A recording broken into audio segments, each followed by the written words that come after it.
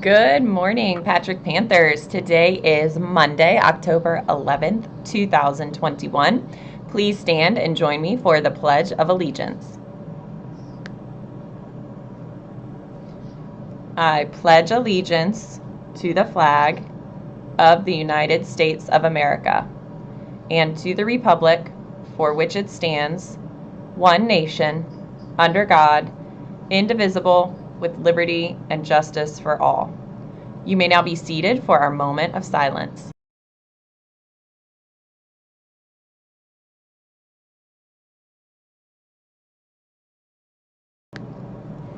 All right, as you can see, we are up and running. We are back to our Monday morning message. So from here on out, every Monday morning, I will join you live, sometimes on location around the building. But for today, I'm just here in my office as we get back to getting used to our technology. I do know that I left my birthday list in the room where I normally operate out of, so I promise I will give all of the birthday shout outs. I won't forget you. You will get your shout out. I just don't want to leave you now because we're already rocking and rolling. Let's see. Monday, today is week 3 for lunch in the cafeteria. So teachers, please make sure you know if it is your week to eat and have duty-free lunch. All right, so I am excited. This month we will be having our Citizen of the Month. Our teachers will be, oh, look at that. Miss G just ran in here with my birthdays. Awesome. All right, we actually don't have any student birthdays today. Wow, but we will have a birthday to celebrate, I believe, on tomorrow. So we will make sure that we celebrate that individual. I do believe I have a staff birthday that I need to celebrate. Miss Torak. It is her birthday on today. Happy birthday, Miss Torak. Students in her class, make today the best day for her. All right, now on to my announcements. So for each month, we will have a Citizen of the Month that will be chosen, and they will be chosen based off of a character trait. And for the month of October, that character trait is caring. So we're going to talk a little bit this morning about what it means to be caring. If you are caring, that means you show concern for the well-being of other people, not just yourself.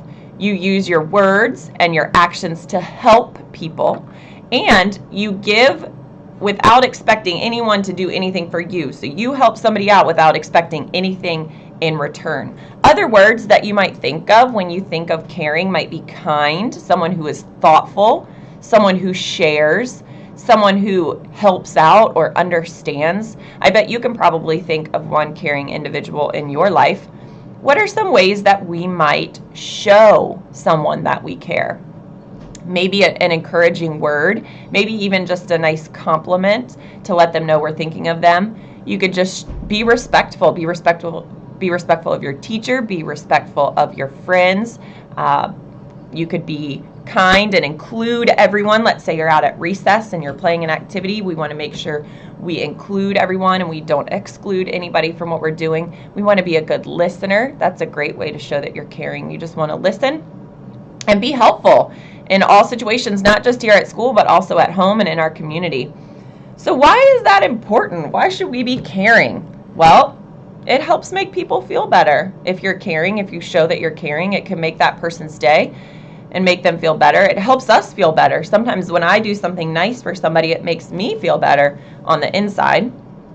And it helps us to maybe inspire other people to be caring too. So they might see you do something that's nice, and then maybe I've heard it's called pay it forward. So they see you do something nice, and then they go and they do something nice for someone else, and so on and so on. And it makes the world a better place. So I have a short read aloud I'm going to share with you. Most of you have probably heard this story of Corduroy. Look at how old this book is. It's a classic. And you can see that my bear is missing something. So he is a department store bear. Corduroy is a bear who once lived in the toy department of a big store. And day after day, he waited with all the other animals for someone to come along and take him home. He's going to meet someone special here. One morning, a little girl stopped and looked straight into Corduroy's big, bright eyes. "Oh, Mommy," she said, "look, the very bear I've always wanted."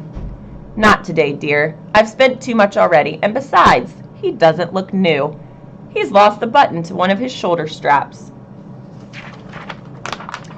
Corduroy watched them sadly as they walked away. I didn't know I'd lost a button, he said to himself. Tonight I'll go and see if I can find it. Late that evening, when all the shoppers had gone and the doors were shut and locked, Corduroy climbed carefully down from his shelf and began searching everywhere on the floor for his lost button. Suddenly he felt the floor moving underneath him.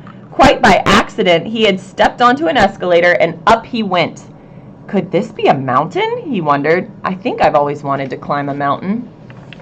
He stepped off the escalator as it reached the next floor, and there before his eyes was the most amazing sight. Tables, chairs, lamps, sofas, rows and rows of beds. This must be a palace, Corduroy gasped. I guess I've always wanted to live in a palace. He wandered around admiring the furniture. This must be a bed, he said. I've always wanted to sleep in a bed. And up he crawled onto a large, thick mattress. All at once he saw something small and round. Why, here's my button, he cried, and he tried to pick it up, but like all the other buttons on the mattress, it was tied down tight. He yanked and pulled with both paws until pop! Off came the button, and off the mattress Corduroy flew. Bong! Right into a tall floor lamp. Over it fell with a crash. Uh-oh. Corduroy didn't know it, but there was a night watchman, someone else awake on the store. He was going his rounds on the floor above when he heard the crash and came dashing down the escalator. Now who in the world did that? He exclaimed. Somebody must be hiding around here. This is my favorite part. Look at little Corduroy. He flashed his light under and over sofas and beds until he came to the biggest bed of all. And there he saw two fuzzy brown ears sticking up from the cover. Hello, he said. How did you get upstairs? The watchman tucked Corduroy under his arm and carried him down the escalator and set him on the shelf in the toy department with the other animals and dolls. He looks tired. That was an adventure. Corduroy was just waking up when one of the first customers came into the store, and there, looking at him with bright, wide eyes and a warm smile, was the same little girl he'd seen only the day before. I'm Lisa, she said, and you're going to be my very own bear. Last night I counted what I'd saved in my piggy bank, and my mother said I could bring you home. Shall I put him in a box for you? The lady asked. Oh, no, thank you, Lisa answered, and she carried him home in her arms. She ran all the way up her 4 flights of stairs into her family's apartment and straight to her own room. I wonder what she's going to do. What do you think? Corduroy blinked. There was a chair and a chest of drawers, and alongside a girl-sized bed stood a little bed, just the right size for him. The room was small, nothing like the enormous palace in the department store. This must be home, he said. I've always wanted a home. Lisa sat with Corduroy on her lap and began to sew a button on his overalls. I like you the way you are, she said, but you'll be more comfortable with your shoulder strap fastened. You must be a friend, said Corduroy. I've always wanted a friend. Me too, said Lisa, and gave him a big hug.